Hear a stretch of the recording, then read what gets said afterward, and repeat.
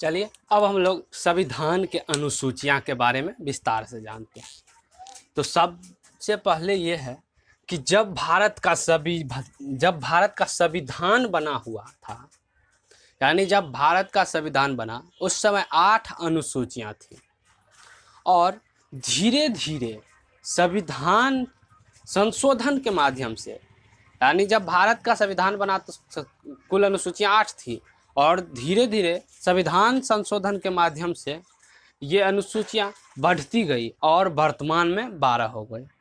प्रथम अनुसूचियां है, इसका विशेषता है कि इसमें राज्य और केंद्र शासित प्रदेश का वर्णन किया गया था।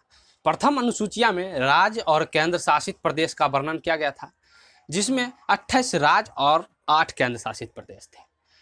यानी कि प्रथम जो अनुसूचियां थी इसमें राज्य और केंद्र शासित प्रदेश का वर्णन किया गया था और 28 राज्य और 8 केंद्र शासित प्रदेश थे। उसके बाद दूसरा अनुसूचिया में वेतन और भत्ता के बारे में वर्णन किया गया था। वेतन और भत्ता के बारे में वर्णन किया गया था। चलिए आप लोग इतना समझ गए होंगे। उसके बाद तीसरा अनुसूचिया है, इसमें शपथ के बारे में वर्णन किया गया था, यानी शपथ के बारे में समझाया गया था। तीसरा अनुसूचियाँ जो है इसमें शपथ के बारे में कहा गया था। उसके बाद है चौथा अनुसूचिया में राज्यसभा के सीटों के आवंटन किया गया था। चौथा जो अनुसूचिया बना था उसमें राज्यसभा के सीटों का आवंटन किया गया। उसके बाद है अनुसूची 5। अनुसूची 5 में अनुसूचित क्षेत्र और जनजातीय क्षेत्र का प्रशासन किया गया। यानी जो अनुसूची 5 बना था उनमें अनुसूचित क्षेत्र और जनजातीय क्षेत्र का प्रशासन किया गया था। अनुसूचित क्षेत्र और जनजातीय क्षेत्र का प्रशासन 5वां अनुसूची में किया गया था। इसके बाद है छठा अनुसूची।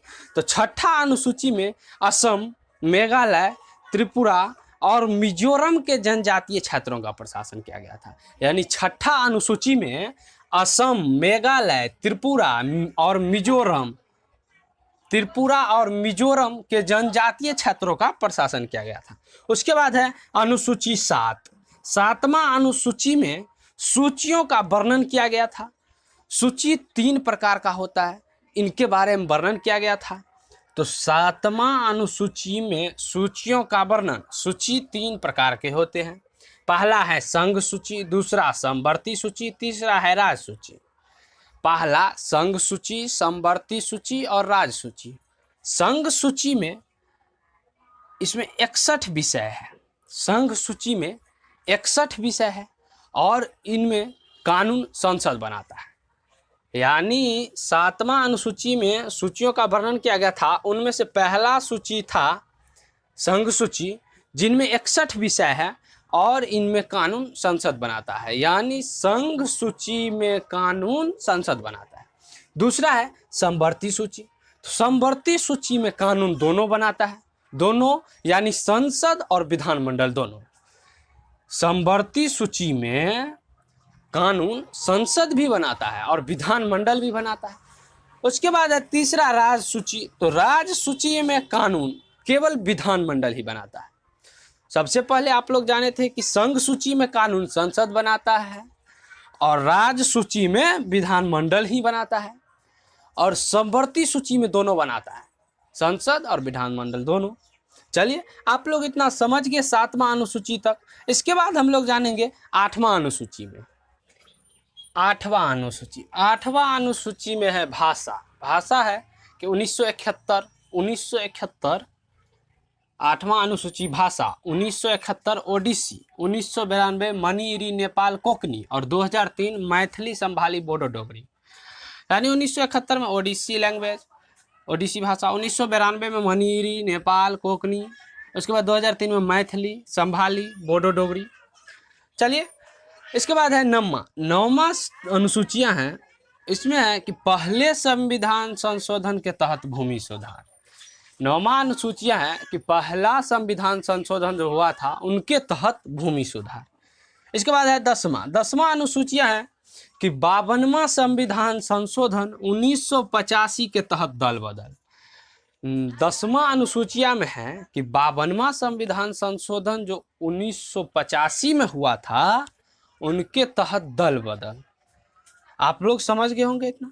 इसके बाद है 11वां अनुसूचित। 11वां अनुसूची में है कि 73वां संविधान संशोधन के द्वारा 1992 से 93 ग्राम पंचायत, इसमें 29 यानी 73वां संविधान संशोधन 1992 से 93 ग्राम पंचायत और इसमें 29 विषय है।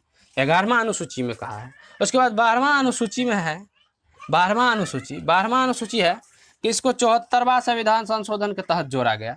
12वां अनुसूची को 74वां संविधान संशोधन के तहत जोड़ा गया।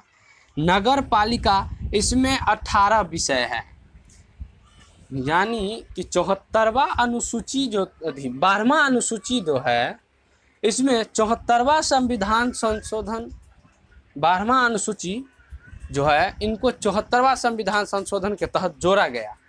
नगर पालिका, इसमें 18 विषय है। तो चलिए, आप लोग अनुसूचियां के बारे में अच्छे से समझ गए। आप लोग 12 अनुसूचियां के बारे में अच्छे से समझ गए। तो आज का क्लास इतना तक ही। तब तक के लिए धन्यवाद।